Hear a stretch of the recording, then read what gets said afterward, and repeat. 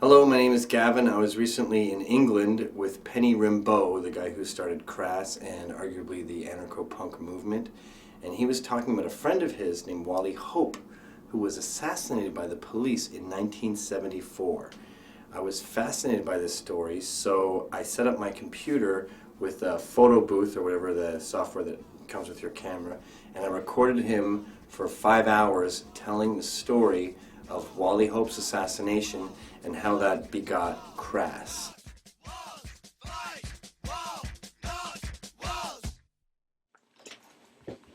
So the short version is, he started the Stonehenge Festival, and that angered the authorities.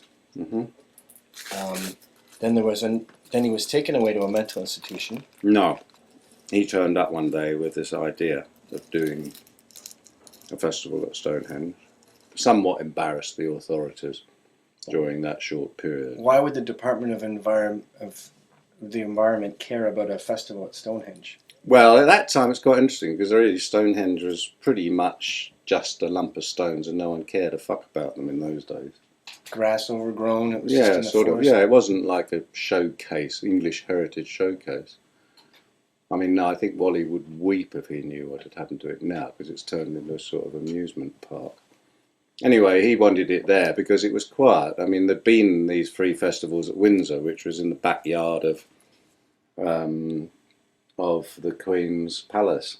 You know, well, obviously that was a political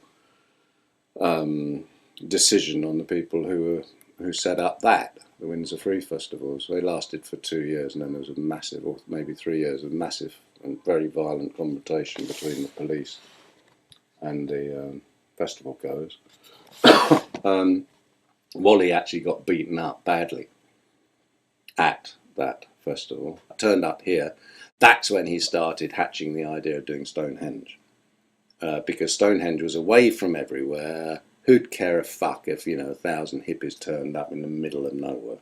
In American terms, it would be like doing something in the middle of the Nevada desert. Who's going to care about that, really? One of the big mistakes was, which at the time we were unaware, all of us were unaware of, was actually that the Ministry of Defence have got their major chemical laboratories for chemical warfare very close to the Stonehenge in Portland Down. So now we have two good reasons. One is that you antagonize the Queen, and two is that you're near our laboratories. Yeah, I mean, when you say antagonise the Queen, certainly antagonise the authorities, yes. We have two. There were other reasons as well. I mean, at the time, there was a general sense of unrest. It was only four years since, the summer of '68. And so that was still in the air. The authorities, one says, well, how could they have cared? They only need to look back to Paris, and that was quite, and what was going on in England and America, everywhere, the late '60s, there'd been a pretty strong and sometimes very active, stroke violent movement against established authority. And I think that probably the authorities throughout the West were, stamping hard on anything that looked like a repeat programme. They were floundering. Yes, they were. So anyway, Wally had this idea of doing Stonehenge. At first I thought it was a fucking stupid idea. Who'd want to go? I didn't want to go, but, he was so enthusiastic that eventually I got convinced by it. And so we agreed to, work on it from here. So we set up the first one. That went off, and as I've already said, they got shoved off by the Department of Environment, who possibly were the MOD in those days, or anyway, one of the authorities. What does MOD stand for? Ministry of Defence. Oh. Went through the High Court in London. It was a big story in the papers. It was sort of middle of summer when it's called a silly period in the news industry, because nothing much happens in August. So it was a good story, and every day the Wallies were coming out of the High Court saying, we win, whatever happens, we win, we can't lose, blah, blah, blah. So they were an embarrassment. Wally also got involved with a group called the Tartan Army. He was politically naive and was unaware of the fact that the Tartan Army were the Scottish equivalent to the IRA. He got stopped, actually not far from Stonehenge, he stopped the night to stay in a squat. His car was, rainbow painted, had the teppy on top. It was well known. It was well known in London when he was handing out,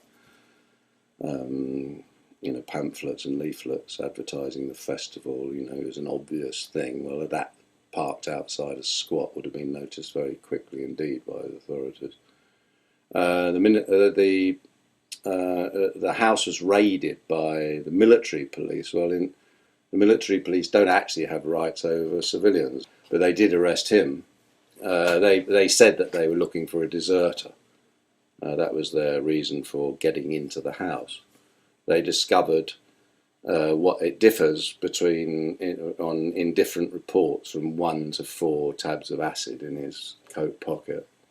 He was arrested, taken to Salisbury, Nick.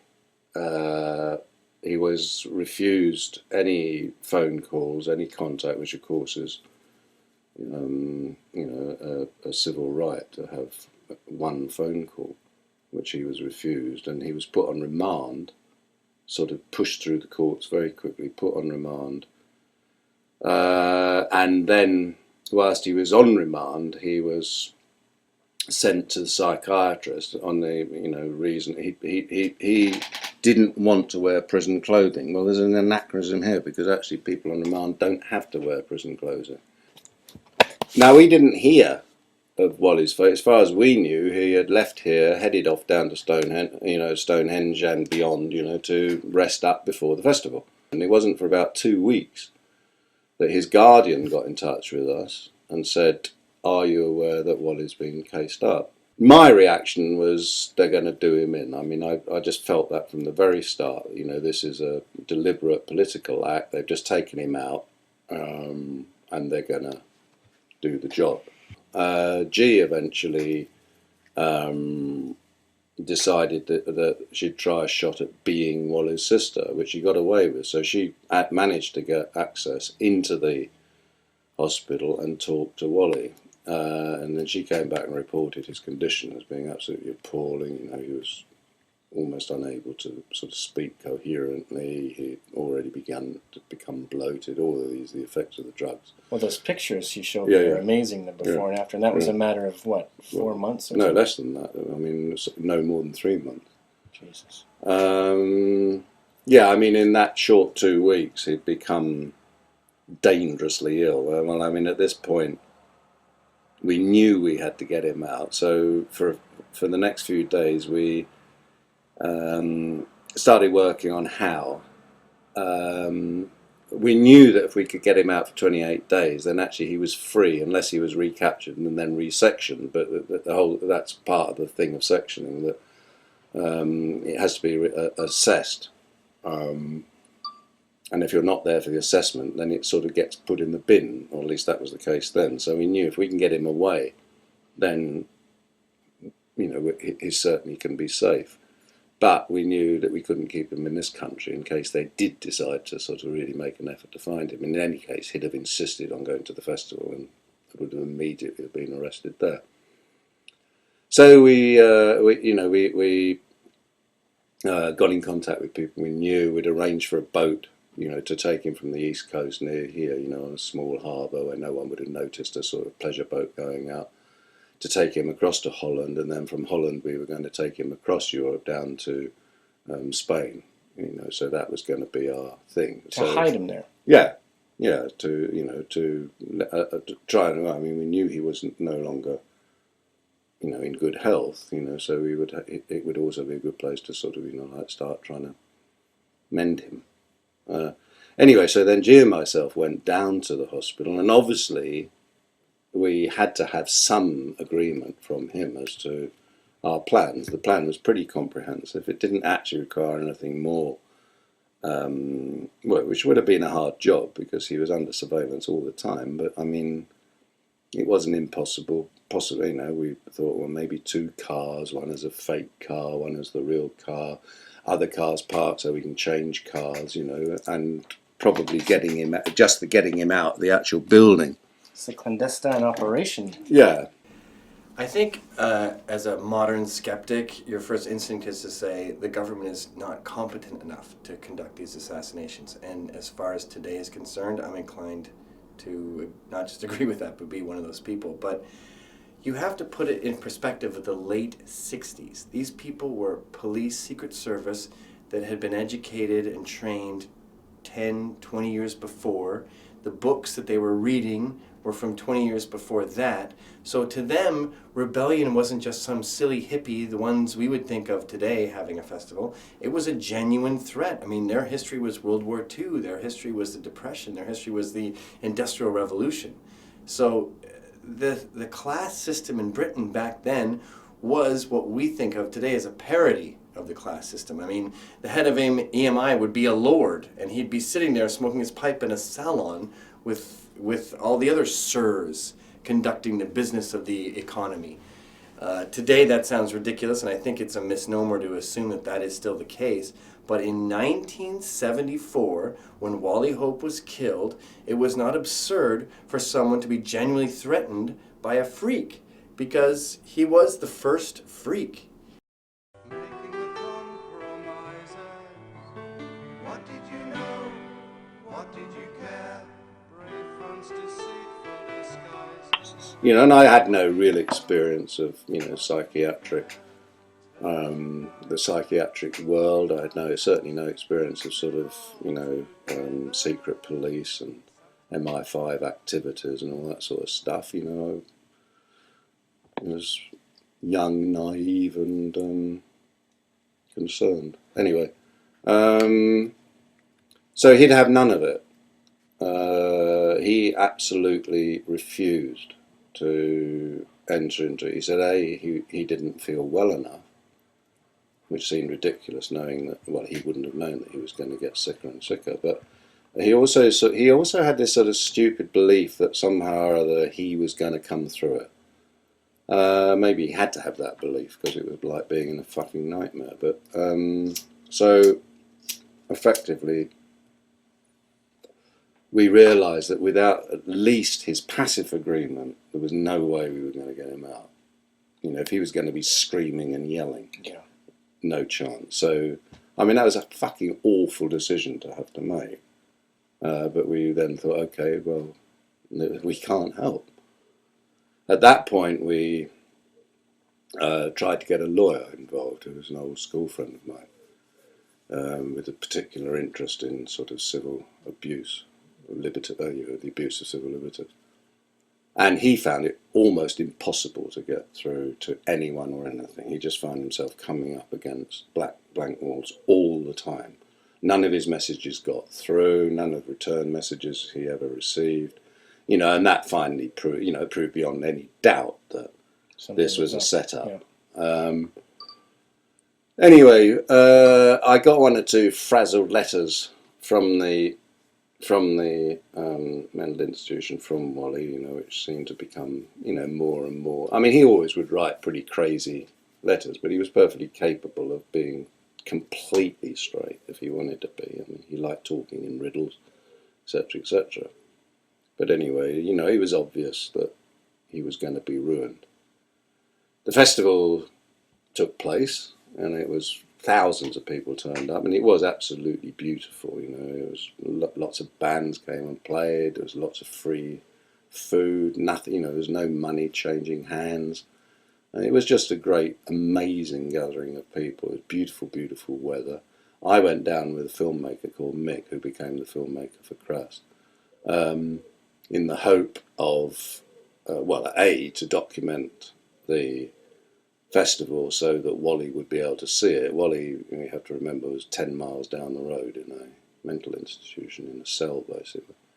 But our other reason to go there was to try and recruit. We thought, well, we should do a march from the festival, do a march, you know, 10 miles, and make a protest outside the mental hospital.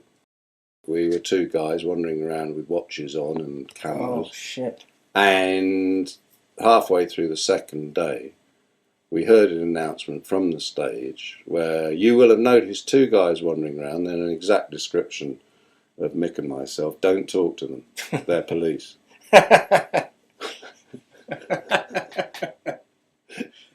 So, at which point, you know, what had been sort of really a, you know, nice day out, a nice couple of days out, turned into a fucking nightmare. No one would talk to us. People would just shun us. You know, didn't feel dangerous. Right, but you couldn't do anything. There was nothing we could do, so we left.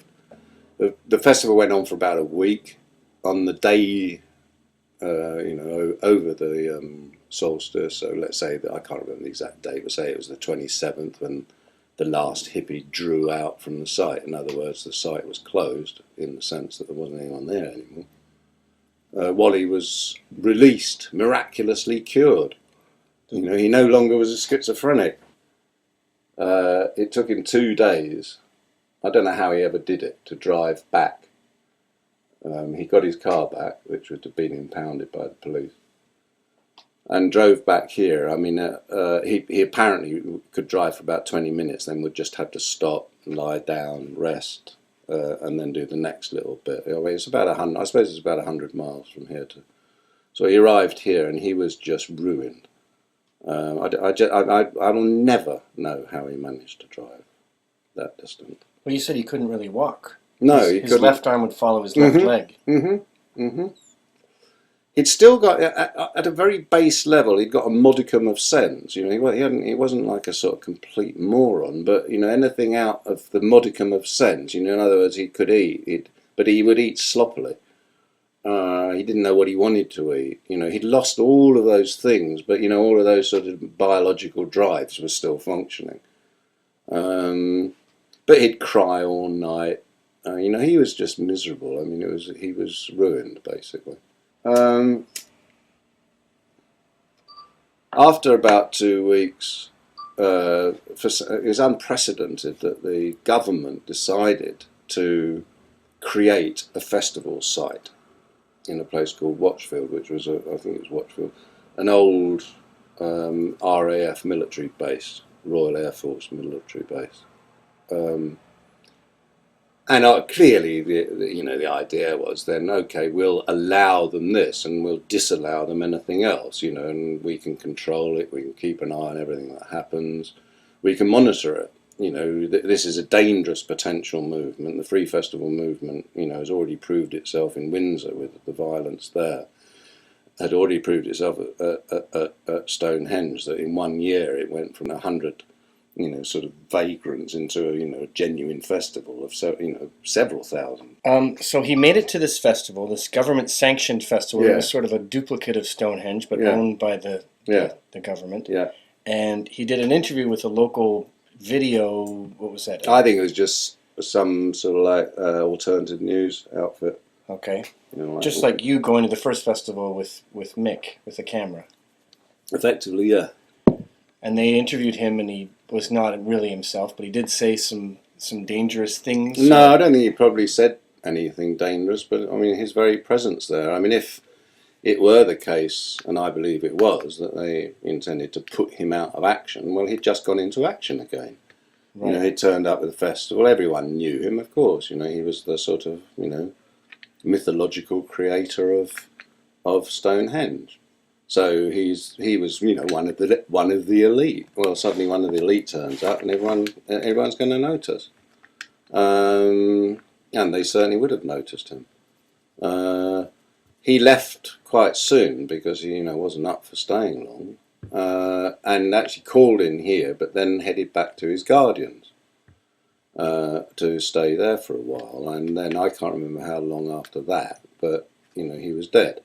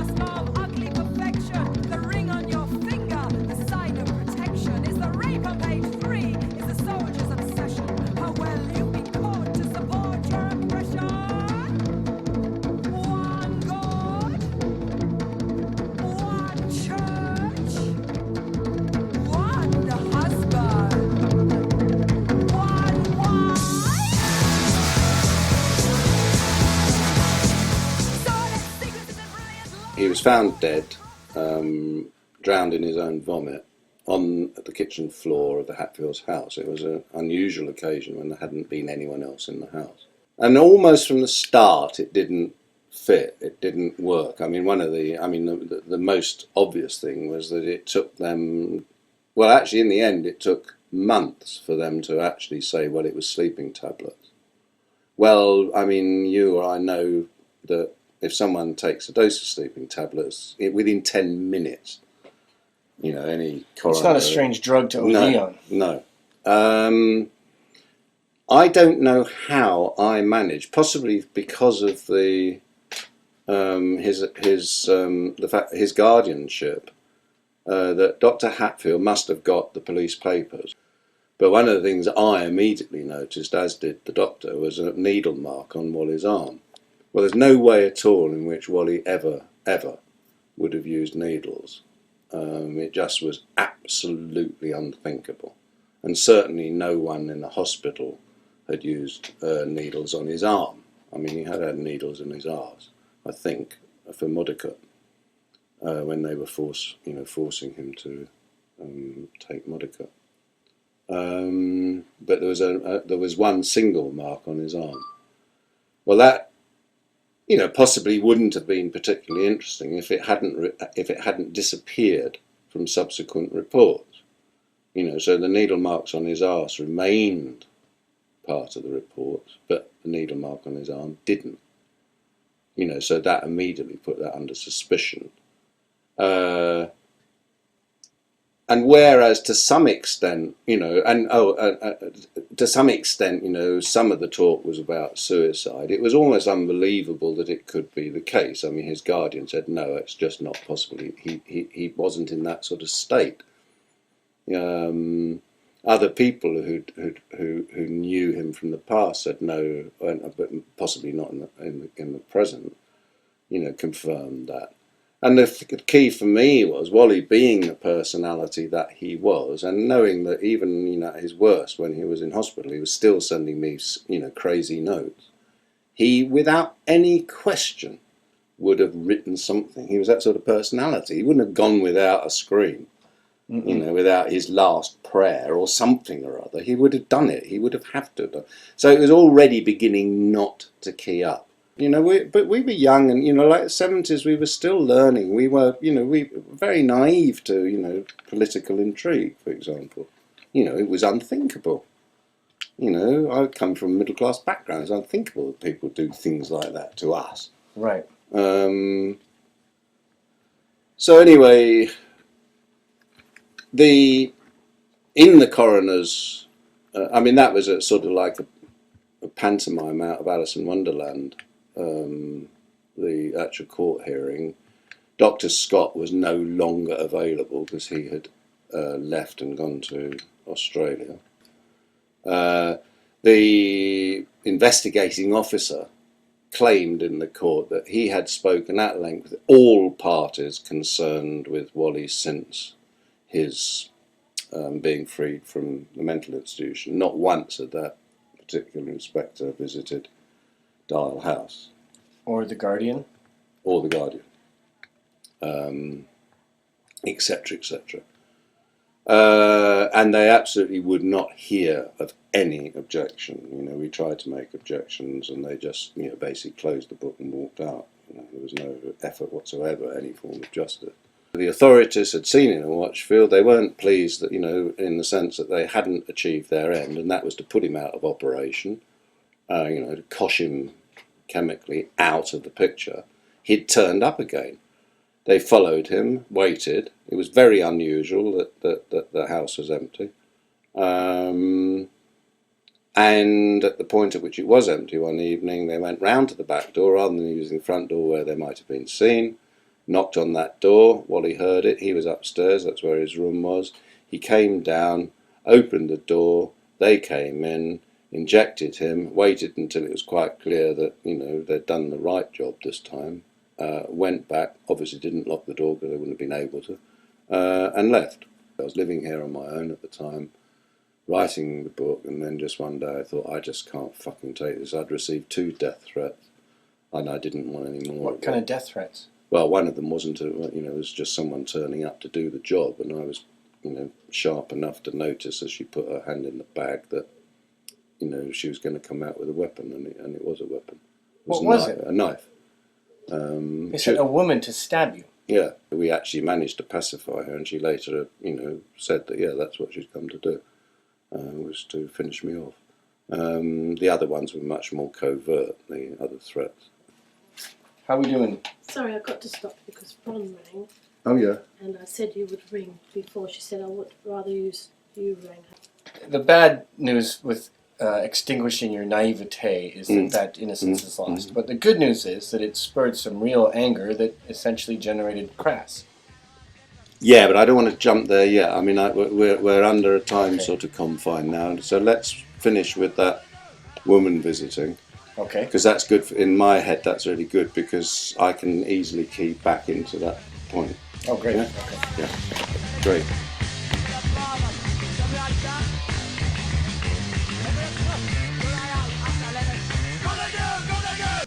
If they had picked on someone who was a genuine threat, maybe there'd be more understanding from the hippies. But the fact that they had chosen someone like Wally, just a silly rich kid living on his dad's inheritance, running around, talking about the sun, sending funny notes to people with no agenda whatsoever. The fact that he was extinguished by the authorities is what made people really mad. And my belief is that before Wally Hope, Penny was just an art school kid. He was just a guy who wanted to make fun, avant-garde music and shock people and be weird. But when he saw someone as innocent as Wally get assassinated, he became furious. And that you hear that rage in CRASS. And that's what got him with Steve Ignorant, and that's what really pushed the band forward. Action! Okay, so it got to the point, Wally's died, he'd been jugged up.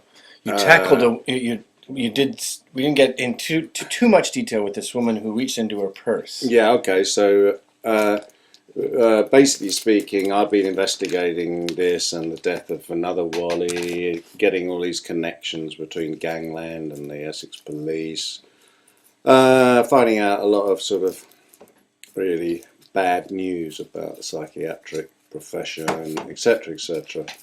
And then out of the blue, well, not entirely out of the blue, taxi pulls up outside the house, woman gets out, comes up, we see her from the window, I recognise her, and she puts her hand in the bag when she gets in, and we were on red alert because it was just sort of strange circumstances. And we should also say that for someone to pull up in a taxi in front of here, it's not like pulling up in somewhere in London. This is no. I mean, it's a mile private, of winding roads. Yeah, sure.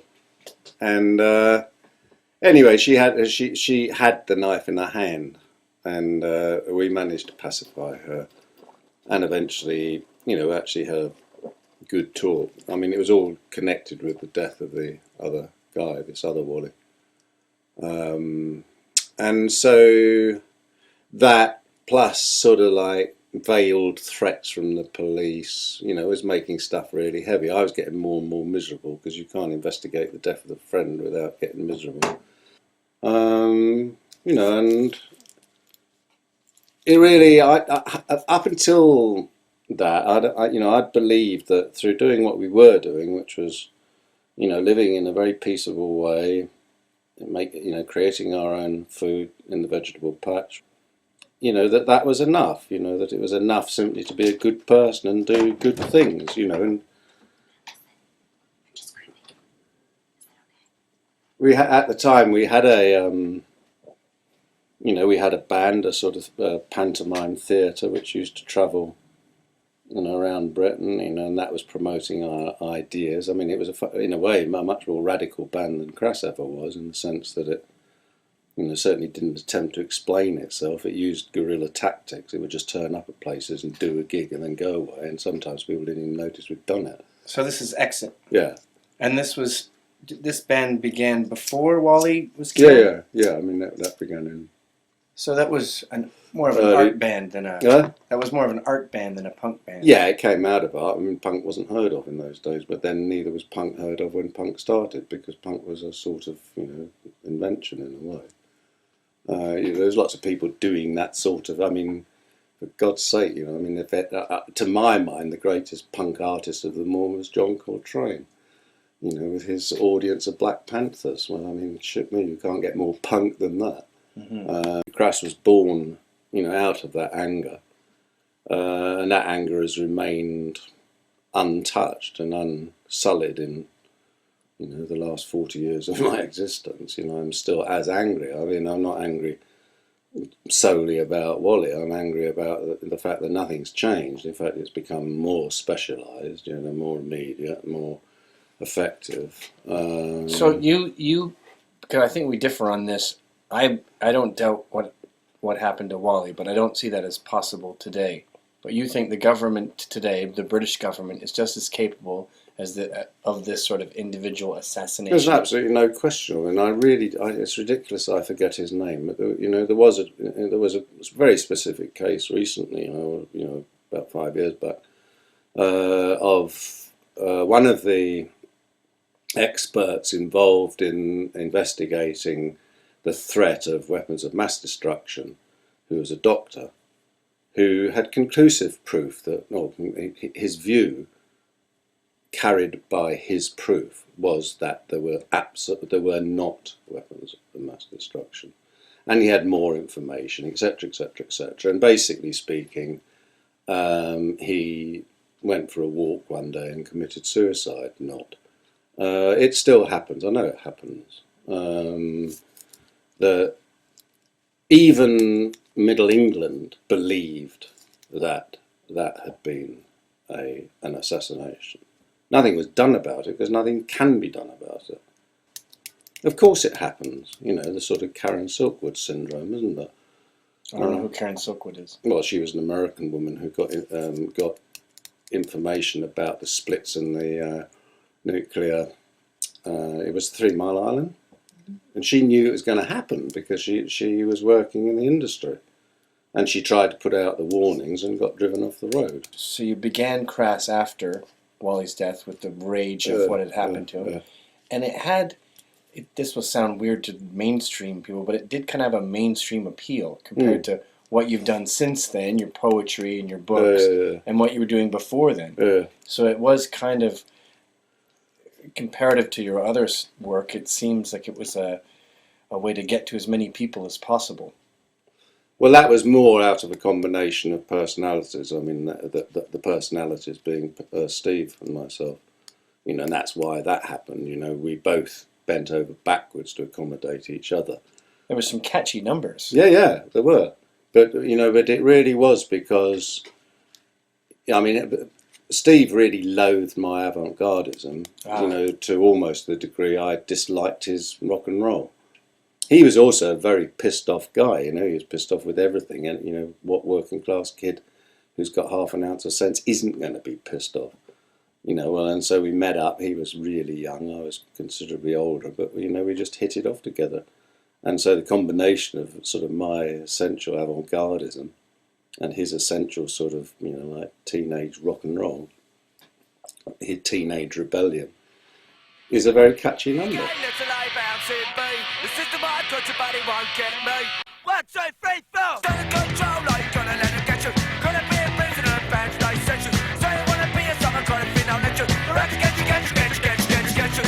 You know, you put intelligence to that sort of energy and you've got something that's dangerous. And that's precisely what CRASS was. Huh? Steve wasn't intelligent. He was hugely intelligent, but that his intelligence was a form of intelligence I didn't have. Yeah. You know, street intelligence. You know, well, you put street intelligence together with sort of informed intelligence. And I don't mean that he wasn't informed, but you know, the middle classes essentially have always had all of the information. It's just that they don't use it. They can't use it. They wouldn't know how to use it. They don't want to use it because they're comfortable. Right. Right, you put that with working class anger and you've really got something. And that's why CRASS was what it was, and it was unique in that as well. I've heard people say that about rock and roll. It's the the rhythm of slavery combined with the rage of the Irish. Mm-hmm.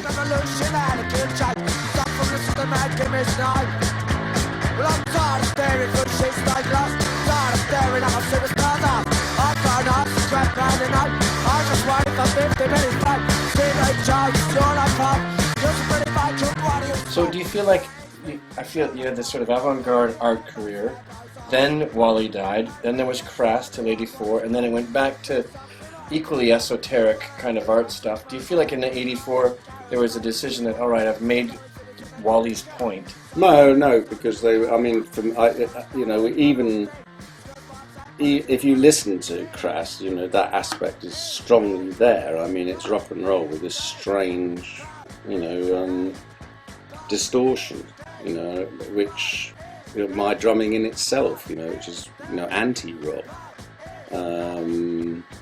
So there was this peculiar sound there, and that, you know, as time progressed within the band, you know, I was allowed more and more space as people, you know, basically became less and less whatever it was. But the input from other people in the band came less over time. You know, I kept up the pressure. So increasingly, if you listen to the body of Crass's work, it becomes more and more avant-garde until you end up with 10 notes on a summer's day, which absolutely no one can fucking listen to. But for me, it wasn't any ever different. If I'd have been the vocalist and I'd have been the mouthpiece all the time, you know, on stage, it wouldn't have happened. But because Steve brought his passion with him, that's what people saw, but they heard these different words. They heard middle-class vocabulary with a working-class accent. Yeah.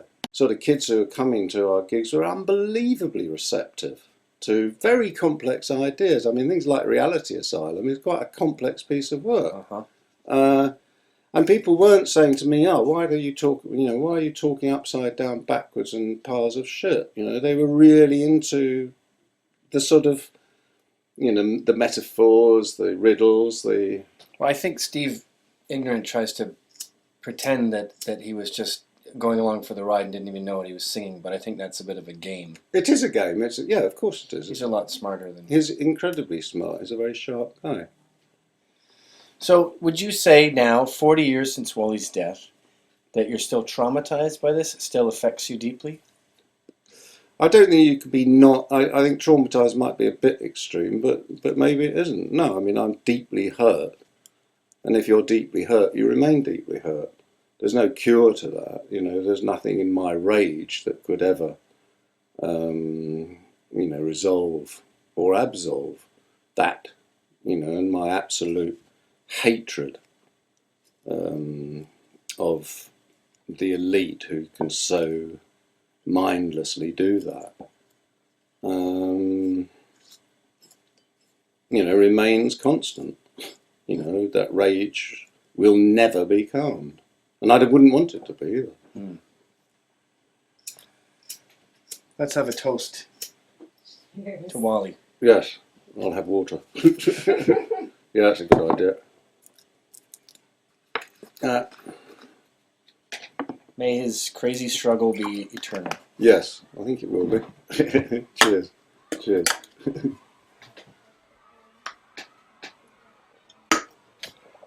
Ian, thanks, man. Pleasure.